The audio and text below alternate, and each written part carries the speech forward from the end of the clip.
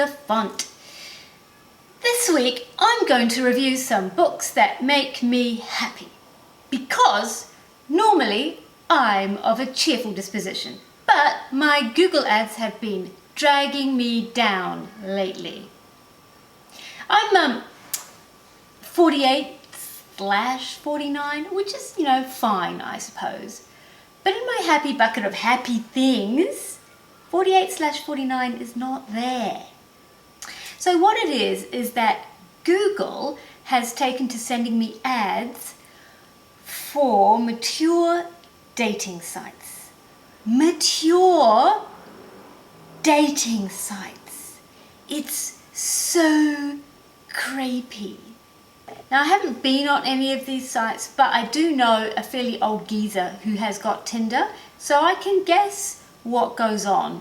There's these photos of candidates that are like awkwardly suggestive and heavily filtered, or honestly should be heavily filtered. But if you scrape away the nonsense, you can hear their minds. And the women are saying, "Date me, I don't have enough super." And the guys are saying, "Date me, I wonder if she'll run me up to the clinic so I can get my polyps done."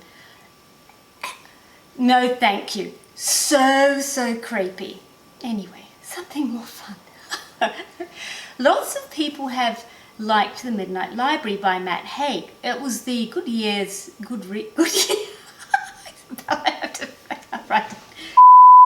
Anyways, lots of people liked The Midnight Library by Matt Haig. That was the good years. Do it again. Lots of people liked The Midnight Library by Matt Haig. It was the Goodreads 2020 Book of the Year. And it's got some good feels to it. I thought it was pretty good. The plot goes a little bit like this. Nora Seed is depressed. All of her talent has gone precisely the way of her dead cat. She's lost her dead-end job. She loses her only piano student, and her brother won't speak to her. Her music career, her swimming career, her dream of becoming a glaciologist, all flunk. Anyway, she does herself in, and she finds herself in this library of possibilities. All the lives that could have been. It's a library of parallel lives. Her mission is to find the perfect life. Now, it's an interesting idea for a book. Most people, swamped in regrets, and don't we all beat ourselves up and not notice the value of what we actually do contribute? So, The Midnight Library, look, it's a popular read. Its level of sophistication isn't super high, and I guessed pretty early on which way this novel was headed. But it's easy to see why so many people voted for this book. Its key phrase is that small things matter, and this book reminds us to participate and to be present in the life that we have. I'm a small thing that matters, I guess. Isabella, you're definitely a small thing that matters. We aren't short. We're small things that matter. So cool, you know what? I am feeling a bit better, but I do need a bit more shimmy shine, because you know what Google did? They sent me another ageist ad for, and I couldn't possibly make this up. It's a product called Anusol. What? Anusol. Isabella, Anusol. What the hell? When did Google hear me talk about my butt? It did not. I do not talk about my butt. I don't even know what Anusol does. I'm pretty sure I don't need it. I'm pretty sure. I don't know. Does it feel nice? Moving along. The Best of Me by David Sedaris. There is something wildly inappropriate about the humor in this book. It's one of the reasons that I'm glad that I don't DNF books, because I did not care for the first few chapters. Look, it's a humorous sort of biography with fake biography and wildly stretched out anecdotes, so that we are never really sure what is fiction and what is fact. Just to illustrate, in the chapter called Christmas Means Giving, he works in a mastectomy, and he gives two 10-year-old sons to a vagrant who seems to be a pedo. But I don't DNF, so even though I felt like vommy, I read the rest of the book, which, apart from a dog eating a bleeding tampon, was very good. The chapter about him learning French is comic gold.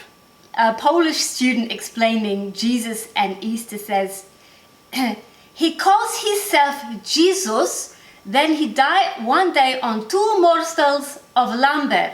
He nice, the Jesus. Honestly, I don't know if I'm reviewing or I'm issuing a caveat. David, mate, ditch the tampon-eating dog and all of the Christmas chapter. For the love of he that died on 2 morsels of lumber.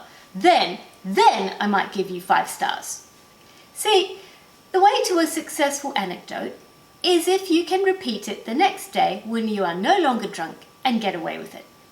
This is an example of a good anecdote. I had an old Polish neighbour, lady, very, very short, very, very loud. Who knew like 3 words of English. She could talk the legs off a chair. She defined everyone in the street by location, nationality, and religion. And this is just one example of the timbre of her conversations. He lived past the Polu. He had Vietnamese and Maltese. Him how down there. How. Him Angol. He choo England. What is that? Church of England. Translation. The English guy, the one married to a Vietnamese lady who lives past the swimming pool, his Maltese dog fell down the stormwater drain. He is an Anglican. I know, Church of England. See, now that's how you do an anecdote, right? And that's an elegant segue into another book that really did make me feel good. Phosphorescence by Julia Baird is a book on awe and wonder and things that sustain you when the world goes dark. It is about fueling the light within. Is it a bit preachy? Yeah, look, it is a little bit preachy, but you know what? What she says is right and useful and works. And I kind of meandered through it a bit. But then I hit this chapter called The Archivist's Attic. And I said, hold up, this lady has lady balls. This is good. Julia Baird took part in a movement to try and persuade the Anglican Church, the Choo England, to allow women to become priests. And her efforts were spectacularly unsuccessful. But to put so much effort into a worthy cause and have no payoff, well, you know what, that is admirable. Plus, she had cancer 3 times, and it has made her writing style really big picture and filled with compassion and connection. I need that in my life. You know what? Sometimes I just feel like Grug trying to make fire with a couple of sticks. It's like, Grug, make light! Grug, make light! You know, it's just like really hard to stay lit up and happy. Alas, there's our 10 minutes. We have reached the end. Go ahead and subscribe if you like to. I subscribed. I can assure you that it only cost me just the smallest amount of dignity and just a smudge of reputation. Thank you so much. See you. Bye. Bonus! Oh, the wisest crack. Boneless. Bonus. Look, I don't know what happened last week, but the comment section lit up. Honestly, the comments were stacked up so fast that I'm pretty sure I hearted some of my own comments. Some of them were comic gems. So my new mini game show this week is Who Has the Wisest Crack? We've left a link to last week's episode in the description box. First one, gunpowder, fiction and plot. Thank you for your interesting cooking tip.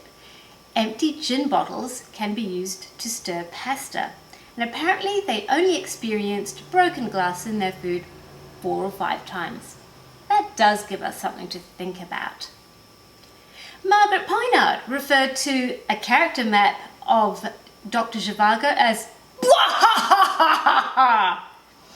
Codex Cantina felt that their Lichen viewing club felt personally attacked.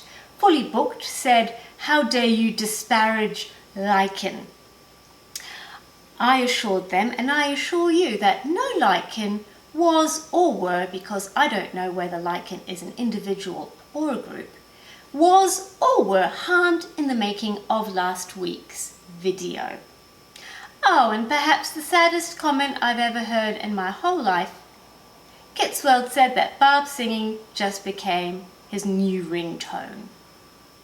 Bookish, I can't include your comment because I cannot say that the Russians are floppy. It will cause an uproar. And the winner is all of you that made a comment. You all win golden coupons for tubes of anusol. Anusol. How would Punny say it? How would our neighbour say it? Oh, Anusol. Anusol. No, I don't know. We can't do it justice. No.